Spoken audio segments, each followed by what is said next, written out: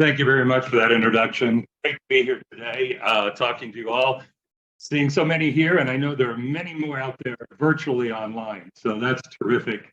But especially happy to see the people sitting here today because it's so great to be doing presentations once again with people actually being able to attend, and I appreciate the fact that you made the trouble to get here today and to listen to my talk. I'm going to be talking about understanding the influence of perception substance use on youth behavior. I taglined that with a little line afterwards from a very common phrase: everybody is doing it. And I respond with the question, really? And that's a lot about what I have to say today. So we'll get started here. So what I'm going to do is talk about perceptions and norms and why they're so important for prevention. We're talking today about prevention strategies and the social norms approach, which was developed a couple decades ago now, but has been sort of a odd kid out approach in the sense that it's not part of what we often call traditional prevention strategies. We come to see it now as a very important one. It's an evidence-based strategy and a very powerful one if done with fidelity in its application. So what I'm going to do is talk about what is the social norms approach and how does it differ from or enhance other approaches to substance abuse prevention among youth, and talk about what are the basic principles of and the evidence for this approach. Current models, let me put this in a little context. Models for risk behavior, some of the most common ones are a simple kind of health education. Let's teach youth, for example, about the pharmacological effect of alcohol, other drugs, and so forth. And through that knowledge and information, we should be able to expect that the risks and the problem behaviors to be reduced. But we found pretty clearly that doing that alone does not reduce the risk behaviors. Don't get me wrong, I'm all for education. I'm a full-time faculty member in my institution, and I teach courses about substance use and misuse, and include all kinds of information about pharmacology and so forth in talking about them. But I know that information alone is not going to make the difference. It needs to be significantly enhanced with some other factors, because it's based on a rational choice model that assumes that when humans are given the information, they'll sort through the information and make the best choice for themselves in their own self-interest. But think about yourself. How often do you do that? How often do you go to those consumer reports in the literature when you're going to buy something or do something?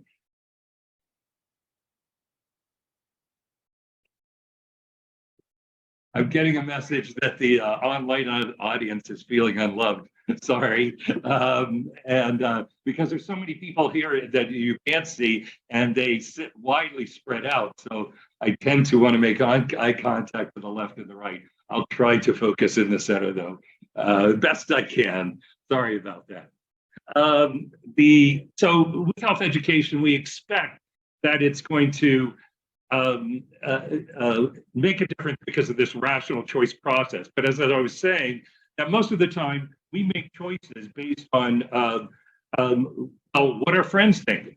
What movie did you go to? What restaurant did you go to? Where did you get those shoes? What are you wearing? What kind of car are you driving? And all kinds of choices in our life are made not so much from rational choice, but they're made from what we hear over that our friends are doing and so forth.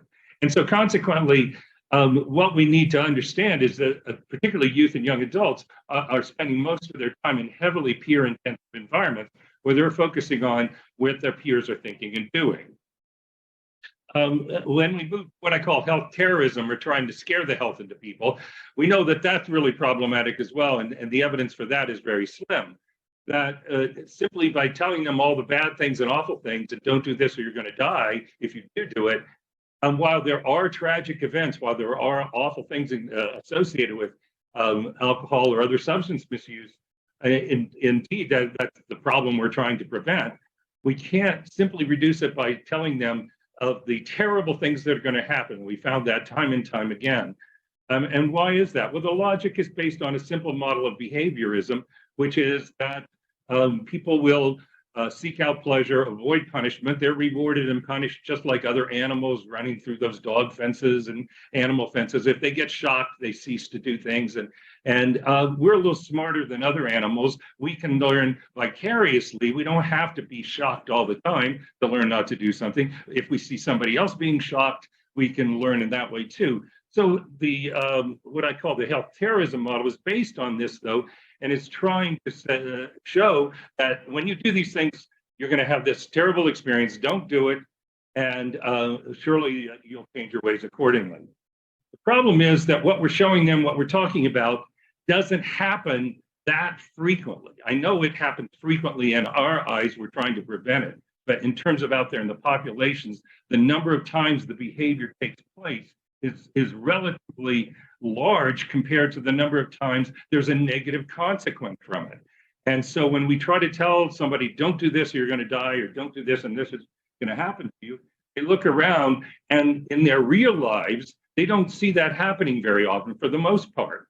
And so consequently, even though they voyeuristically look at awful pictures and messages, they don't take them seriously as applying to them. And so, like the dog who runs, if the invisible fence isn't turned on except for a couple of times a year, people aren't going to learn to not walk over the fence, just like the animals won't learn to not walk over the fence. So in those instances, sometimes we'll convene groups, youth will tell us, show us blood and guts, tell us about the scary things. And we say, well, when we tried it before it failed, we just didn't make it scary enough. Let's make it scarier. We need to make it scarier. And in making it scarier, the problem is that we're making it even less probable of actually happening. So the connection that it's really going to happen to me breaks down. So when those two approaches have led us to very little progress, we rely a lot on social control, rules and regulations. And those are important. Those are important to have, and if we dropped all our rules and regulations, we'd see problem rates go up. No question about that. I'm not arguing against social control.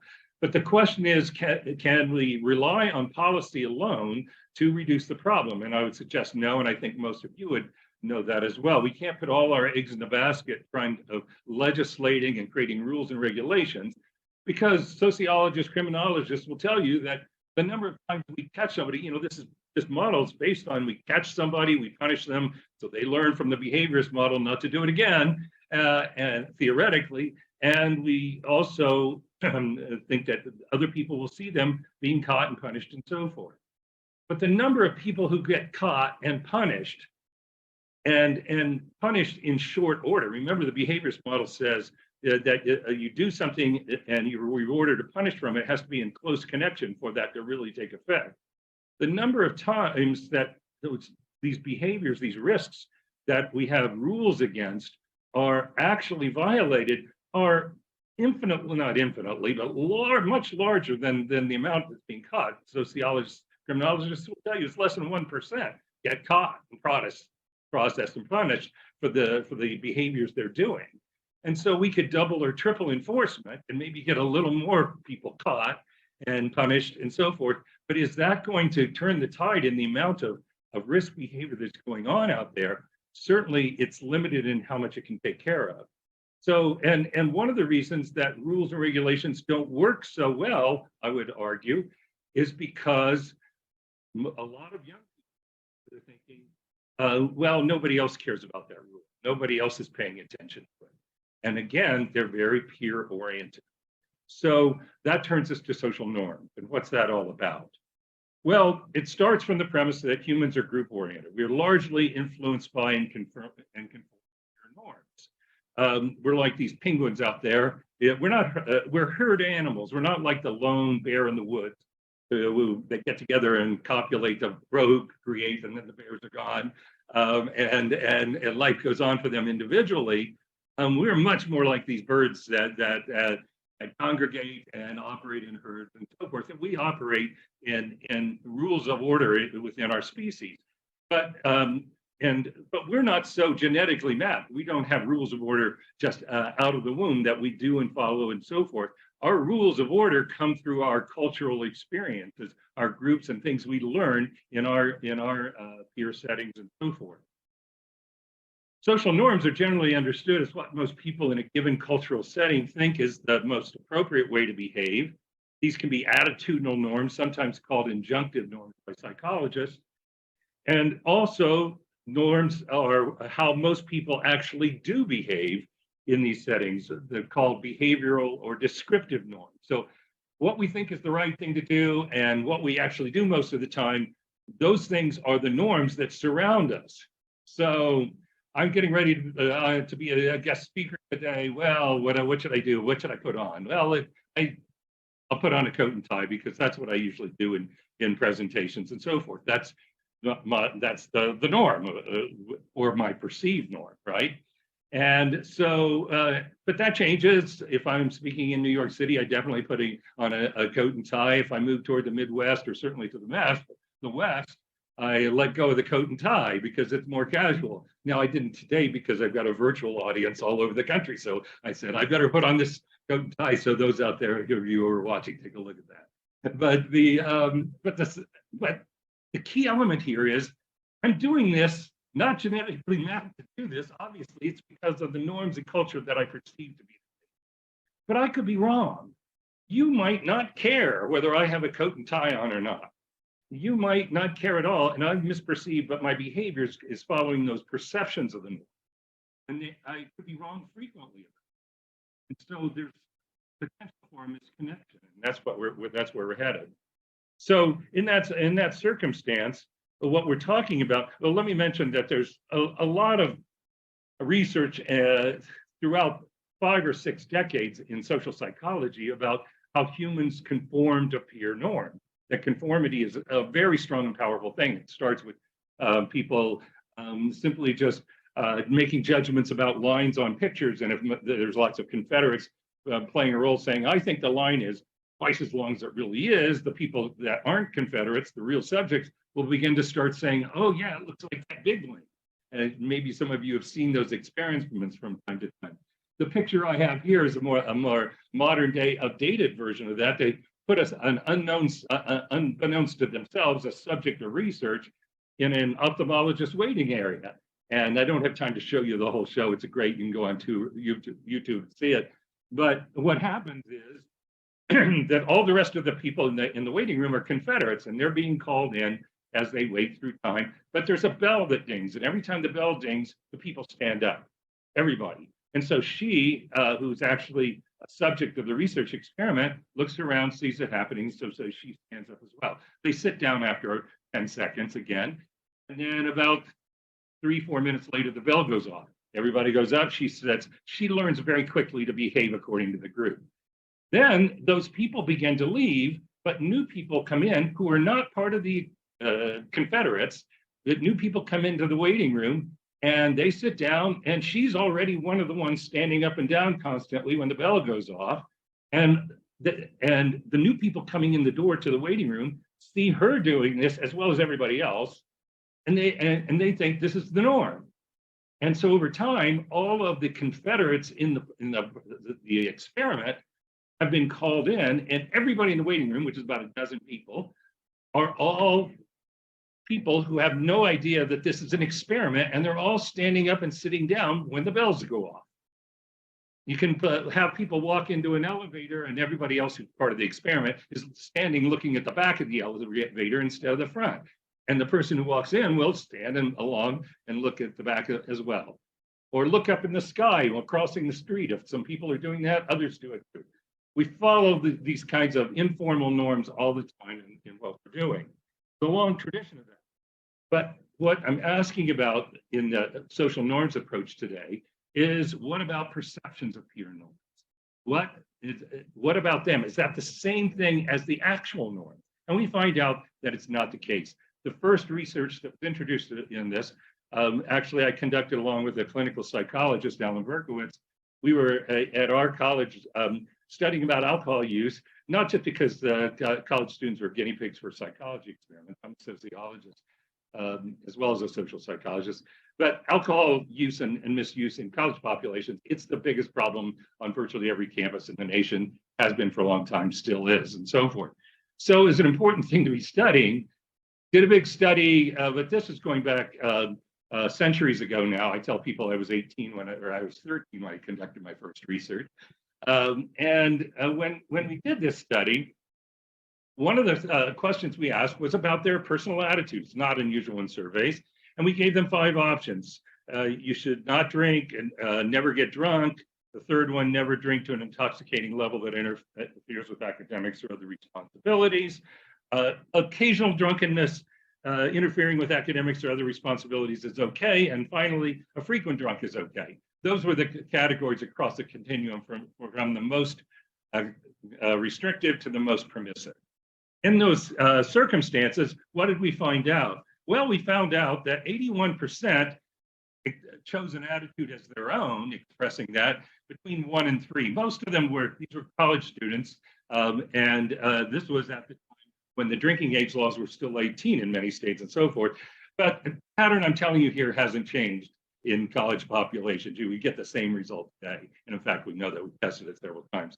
But what we found is that 81% said one of these 3. Most of that was saying you should never get drunk or never get drunk to an intoxicating level that interferes with academic or other responsibilities. But about 1 out of 5, just shy of 20%, said occasional drunkenness interfering with academics or other responsibilities is okay, or a frequent drunk's okay if that's what the individual wants to do. They were the sort of the very permissive subgroup of the population. But then what we did that was very unusual at that time in research was ask about their perception of the norm, saying, okay, regardless of what your attitude is, whatever you've chosen for yours, what do you think most of your student peers would say to this same question? What would most other students here say to that question? Asking them to identify what they thought the norm was. And here's what we found. Only 37% got it right, about a third in this instance, got it right. And what we found was that 63% thought most of their peers were going to choose 4 or 5. And we found this with other questions about behaviors and in various contexts and so forth. I'm just giving you one example. Other schools began to read this research, picked up on it, and we found the same kind of patterns. So I went back to theory and said, well, why is this so important? Well, it's important because for quite a while, we've been talking about not just an individual's attitudes, but we're talking about the context that they're in, the norms that surround them, the social settings and so forth. And we've been talking about that throughout this conference as well. Most of that focuses on the climate and the circumstance of that the student is in. So it's watch out for who your friends are, what neighborhood you're living in, what's the condition or situation in your schools. All those things can be important. And we need to think about those and how a student is affected by those. But what gets lost in the whole conversation is the perception of the norm. And what we know is that there's a disconnect, hence a broken arrow, between the actual norms and the perception of the norms, because the perception of the norms far outpace in the direction of risk behavior the actual norms. And so the effect in the research shows now overwhelmingly that the perception of the norm is one of the strongest and most powerful influences on individual behavior. And even in comparison, I'll talk about that more in a minute, with the actual norm. So what's really going on as one of the most powerful elements, what I think is the norm and what you think is the norm, we neglect to address, if you will, and it needs to be addressed because it is so misperceived. So a little bit more about observations. Did a study of 130 colleges and universities across the nation based on the National College Health Assessment Survey. And this included over 72,000 students in the study. What was key here was that we could identify what the actual drinking norms were. We were looking at how much they would drink socially at parties and social occasions and so forth in this particular piece of the data that I'm going to show you. But we could see what the norm was at every school. There were a few schools where abstinence was the norm, that most students did not drink any alcohol at all. And again, this is college and university students at the time. But many of them thought that their peers were drinking 1 or 2 drinks maybe at a party or social occasion. There was much more common was what schools where they were actually drinking 1 or 2 drinks. And then they said, well, what did they think about their situation? Schools that were drinking 3 or 4, and occasionally a school where 5 drinks would be the norm at a party or social occasion. What did they think? We could put those all together in terms of looking at the amount of error involved, and we found out that 14% get it right. If you can see my arrow going around this little 14% circle here, 14% get it right. There were actually 15% that underestimated, most commonly by 1 or 2 drinks, how much the average student was consuming. But what was the big message from this was that 71% overestimated how much was being consumed, and almost 40% of the students overestimated it by 3 or more drinks. They were thinking if it was typically 1 or 2 drinks, that most students were drinking 4 or 5 drinks. And if the norm was to drink 3 or 4 drinks, they were thinking that the typical student was drinking 7 or 8 drinks. So you get the real gap here between perception and reality. And this applies, we saw this gap when we looked at protective behaviors, although it's a mirror image. Protective behaviors are underestimated compared to what protective behaviors students really engage in and so forth. And it also, we found that this was connected to policy support and so forth. And here's where I'm saying this connects to rules and regulations and social control, because most of the students, they're in systems of rules and regulations. They agree to some, they don't agree to others. They think some are okay, and some of the rules and regulations they hate. But I'll give you an example of a typical pattern in a student population. If you take a policy where half of the students support it, this is the rest of the data that, again, I'm amalgamating a lot of studies and research I've done, so this is just an example. But if you look at that top left figure of 50% that actually favor the policy, they think it's okay, whether it's restrictions on when and where students can drink, or restrictions on noise or other kinds of behaviors in residential settings, or if it's some type of restriction about curfews or anything else that we could think of. If you find one where there's 50% of the students support it, it would commonly be a situation where 25% would oppose it, and 5% would not care one way or the other, and 20% wouldn't know what the policy was or have any opinion anyway. So what that is a situation where there's 2-to-1 support. If you follow me on that, 2-to-1 support. I'm looking out at the actual audience here to see if they can follow me on that. Hopefully you are virtually as well. 50% favor, 25% oppose. But then when you ask, what do you think most other students would say to this? What would be theirs? Or to give estimates of what percentage would choose each of these positions. This is what would be the common result. 10% of students would think that the common pattern was that students would favor it. 80% would predict or expect opposition, with 5% saying don't know or don't care. That is, in a circumstance of 2-to-1 support, opposed to opposition, the perception is 8-to-1 opposition.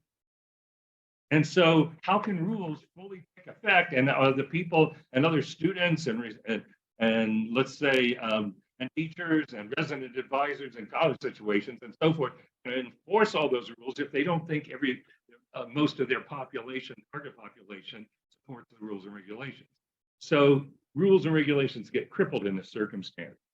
I've also conducted, we moved to looking at high schools and middle schools. We conducted research on students in these settings, schools across the country.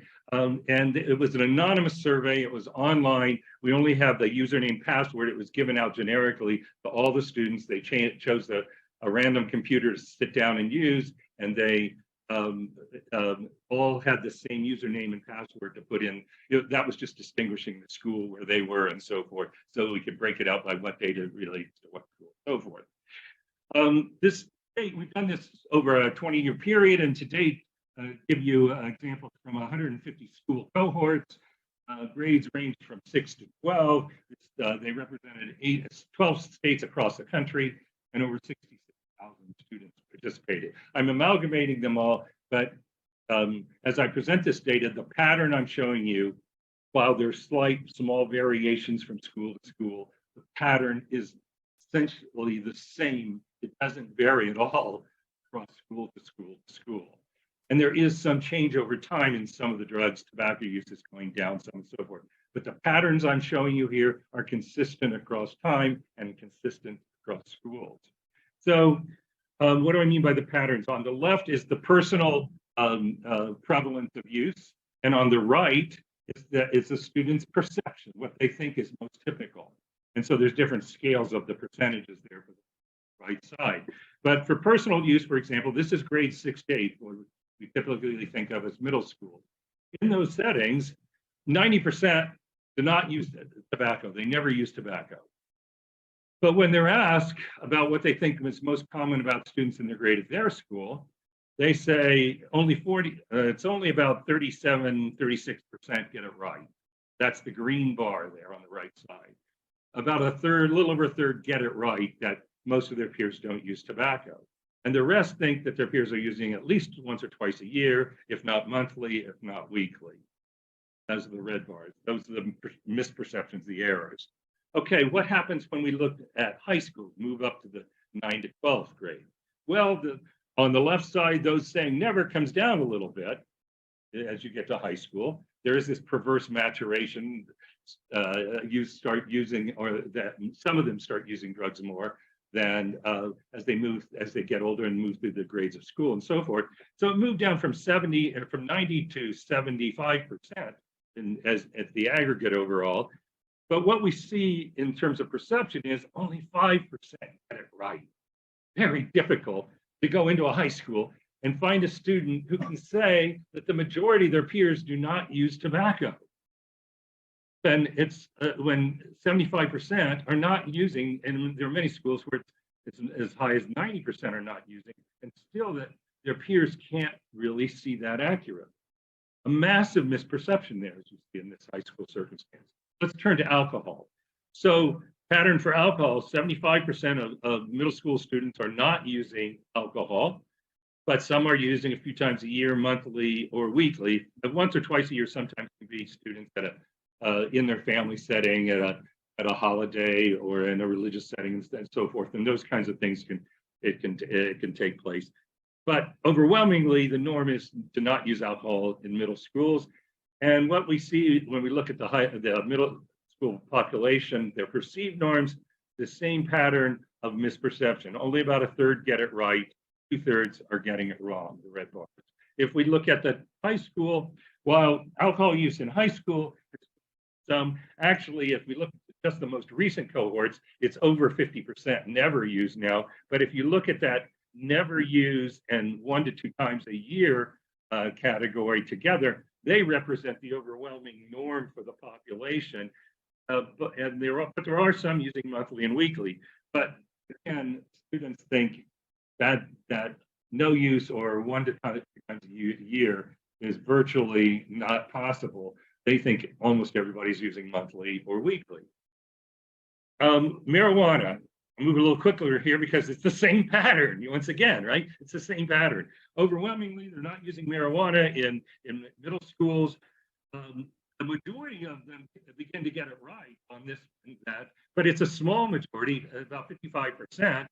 And there's a lot of middle schoolers still making mistakes and thinking that most of their peers are using marijuana. And if we look at high school populations, 75% not using marijuana, but only 10% get it right. Only 10% think that their peers are not using marijuana when clear majorities are not.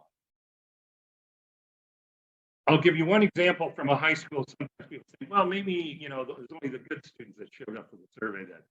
No, we have high response rates in this, but I chose one school just as an example, Midwestern High School, where almost everyone participated. 1,116 students participated in it. This is a question asking about how much they drink at parties and social occasions. And in this instance, what do we see reported? that 60% or close to 60% were reporting never drinking at parties and social occasions.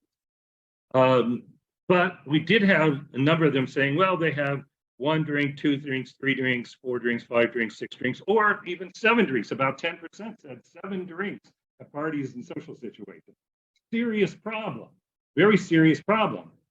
But hold on, let's roll it back. What are we saying when we're saying it's a serious problem? We also have to simultaneously remember the majority are not doing this. The norm is to not do it. And what's the perception? When we ask students, what do you think most of your peers are doing? Only 5%, it's regardless of how much you drink, only 5% get it right that most of their peers aren't drinking. And that's the blue bar there. And 95% think it's some level more than 0.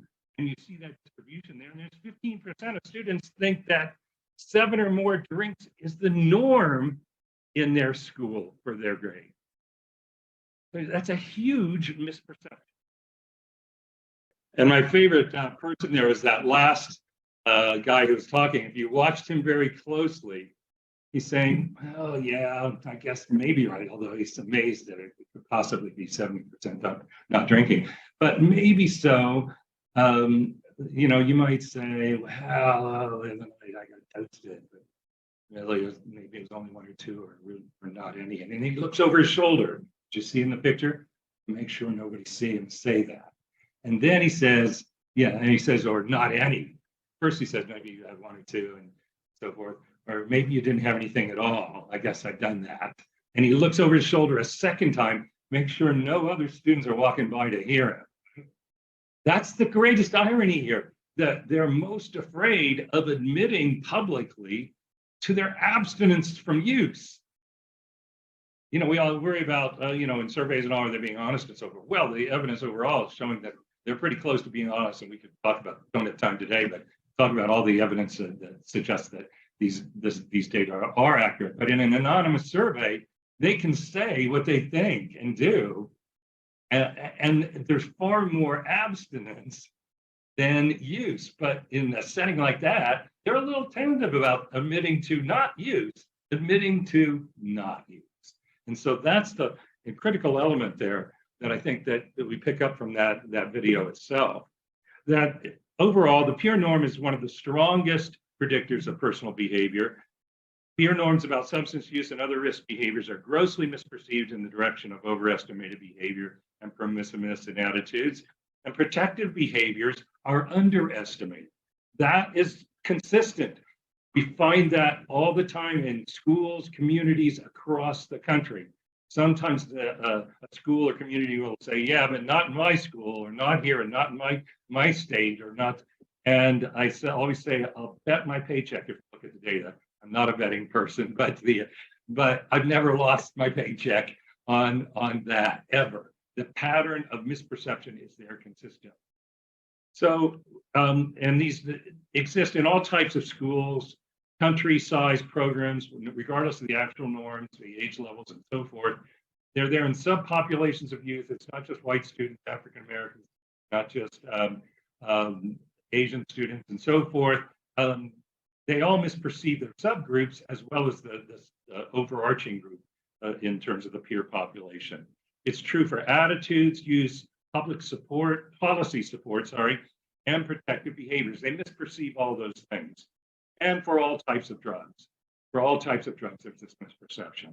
And we're now finding these patterns of misperceptions in countries internationally where research has been done. I've done some international research in some of these settings, but it's gone far beyond what we've done here in the US now in a variety of settings. There are 3 large studies I want to point out that I've done that are important because in these 3 studies, they target, 2 of them target alcohol, 1 of them targets tobacco, a couple of them are in college student populations, but 1 of them is in middle and high school populations.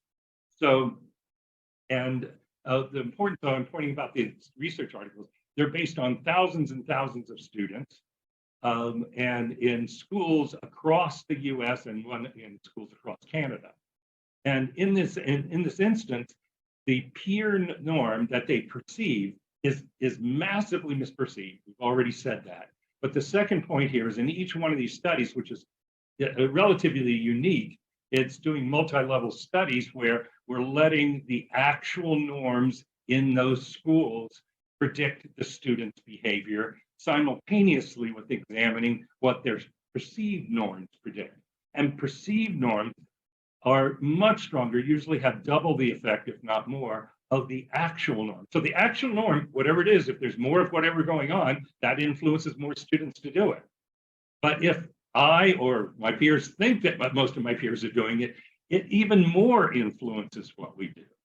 And these big, multi-level national studies are showing this in each one of these instances. So what causes some of these misperceptions? I'm going to rush through some of this because I know we lost a little bit of time with getting that video connected, but I wanted to put some flesh on the data, and you just saw it in all those students' responses to the questions from other students. What's going on? Well, we know these misperceptions now come from about 3 levels. There's psychological attribution processes that take place. I don't have time to give you a lecture on attribution theory and psychology, but to put it into 30 seconds, we have all kinds of mental processes that take place as we observe other people and what they do and the context and they're in and so forth.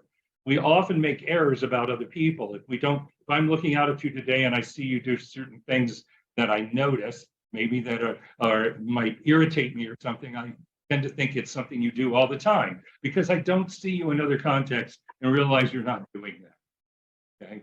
And so it's a fundamental attribution error. If it's somebody I know close personally, I see them in a lot of contexts, then I might be able to contextualize. They don't do that all the time. In fact, it's very rare they do this. And for myself, I know the context I'm in a variety of circumstances, and I can be more accurate in my attributions about my behavior and how pervasive they are and so forth. So we make attribution errors about other people and things that we notice often in terms of risk behaviors and so forth. We tend to think those are more common among other people than is the case because of those kinds of psychological errors. But you add to that memory and conversation patterns. I'll go back to my penguins here really quickly. Take a look at this. And I want you to look at these penguins, right? You're looking at them.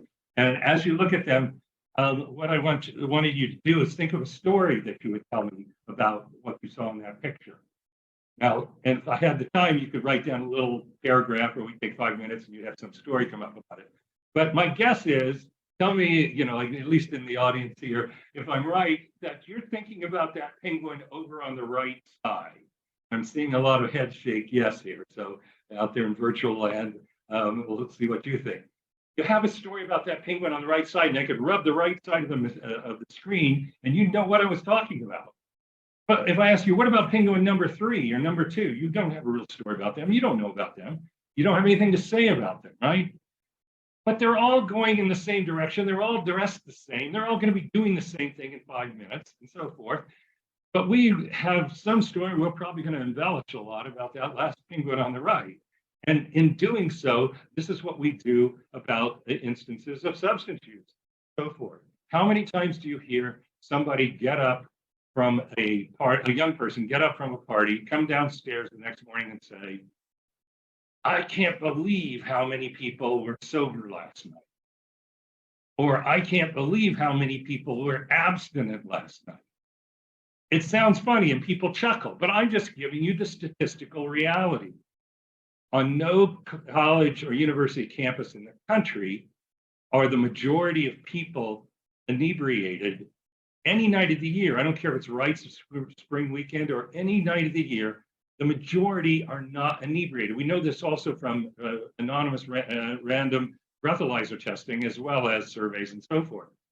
The majority are sober, even on the most extreme, what we think of as extreme of nights across the year on college campuses. In high schools, certainly in middle schools, but we'll take high schools as an example, the majority of students are abstinent. They don't drink, right? But we got a lot of words for, drinking and getting drunk and getting tanked and whatever, toasted and what, and I've got a million words for it, but we've got this kind of boring clinical word, abstinent, that we use. for what the majority do most of the time, and most well, and in fact, in all the time, the majority of high school students are abstinent any night of the year. But we don't think about and talk about that. We don't act like an anthropologist and write field notes when we run to the bathroom and record accurately what went on, or a survey sociologist passing a survey out at the door. We lose our sense of proportion here dramatically. So those things are going on. The cultural setting is also playing a role. The entertainment and advertising industries are flooding us with images about how frequent it is. And in the news and press, if it bleeds, it leads. So we hear about those problem percentages, which are 3% of the designer drug, or 5% of the fight at a football game in an intoxicated state, or 20% clinically identified with a problem. We don't hear about the opposite side of those percentages.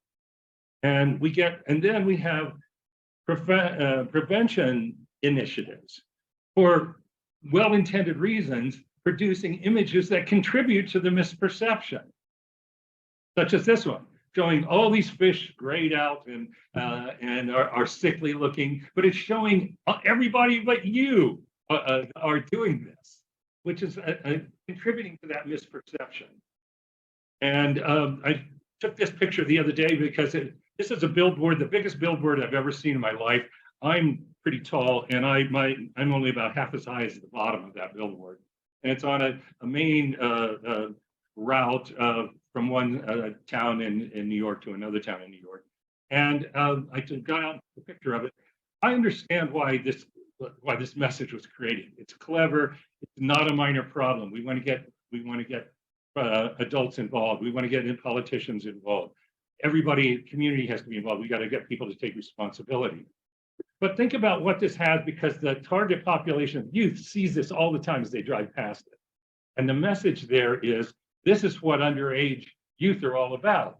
They're about drinking that fifth.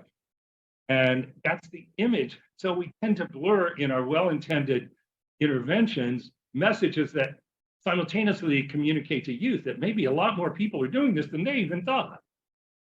The consequences of those are that there's a reign of error in student populations. Not a reign of terror, it's a reign of error, that these perceptions control their behavior because actual use and abuse increase in these contexts. Layers of misperceptions compound. The opposition is discouraged from speaking out. We don't have active bystanders, as we talk about, but we have passive bystanders because they think nobody else cares. Nobody else thinks this is a problem. I'm not going to intervene in this when this person's going to drink and drive, or there's a potential date rape situation in intoxicated states, or a young person breaking into the parents' liquor cabinet or something like that. We're not going to intervene, or if somebody's taking pills, they don't know where the pills come from. If we think nobody else thinks this is a problem, I'm not going to intervene, or most likely won't either, even if I think it's not the right thing to do. So intervention by others declines. And then the problem is that so many people, even the abstinent youth and the teachers and the parents hold these misperceptions, and they're carriers of the misperception, and they spread it around like a disease that infects the rest of the population and encourages some people who are ambivalent to engage in the risk behavior who wouldn't otherwise. How do you translate this? My time's running out here. I know I've got just a couple minutes left. But how do we translate that? Well, simply put, it's letting more people know that most of their peers drink in moderation, and that helps even more peers make responsible decisions about drinking. And you can substitute any other drug into that sentence. And what it's saying is, let's find out what the real norms are. Let's provide intensive exposure through campaigns, interactions, and so forth, workshops, any way we can have contact, make contact, social media, any way we can make contact with youth, give them the truth, give them the real norms based on credible data, and flood them with heavy dose of that. And in doing so, what we see is less exaggerated misperceptions, and in the end, less harmful or risky behavior. The norms are good for people. We just don't take them advantage of them. We leave them like vitamins on the shelf until their shelf life expires. But we need to get the data about the positive majorities out there instead of the problem behavior. So I'm going to flip through these examples of print media. You can look at them in your slides that you can get afterwards, because I don't have time. but they're all about talking about positive majorities. And it was, first was college populations, and these are high school and middle school populations now. They're all getting these messages out.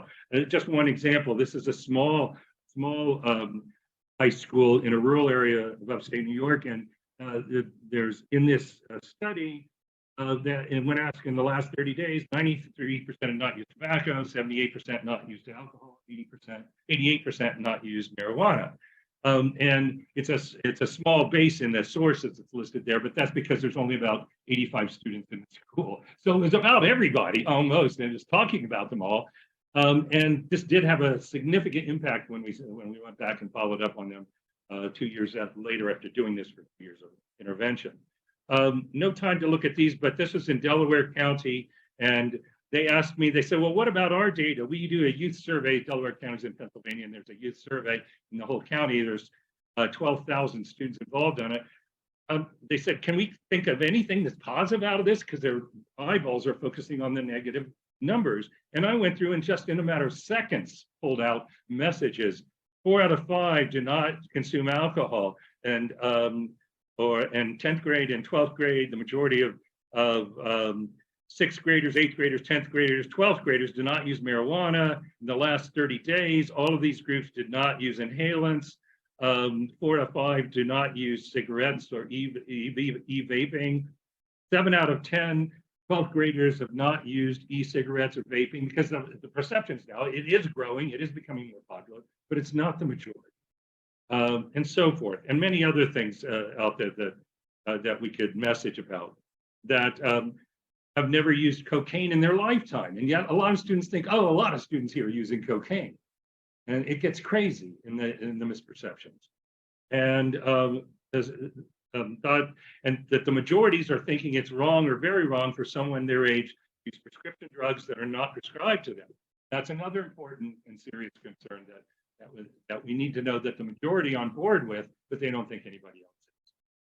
So these are all the different ways you can reach students. Don't have time to talk to them about that.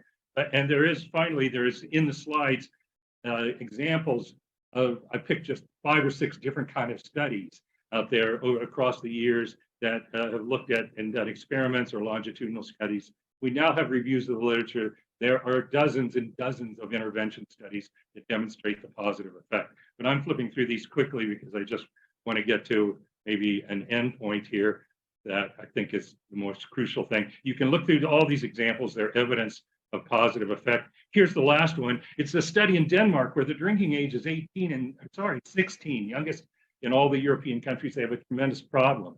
They did this in 28 schools, randomly assigned to get social norms messages or not in their high schools, and interventions.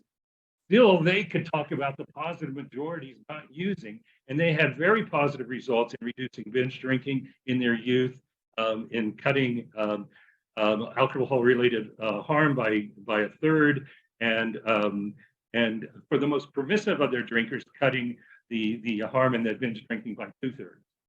So when is it most effective? When there's a clear positive norm message, credible data, the absence of competing scare messages, dosage is high, marketing, synergistic strategies, and broad community intervention. When you do all those things and get the message out intensively, that's where it makes a difference, and that's where we see the positive effects in the studies. You've gotten a brochure handout about this approach, giving you a lot of information.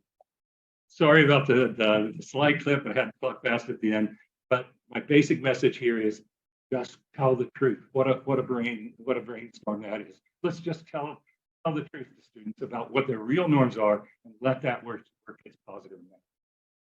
That's it.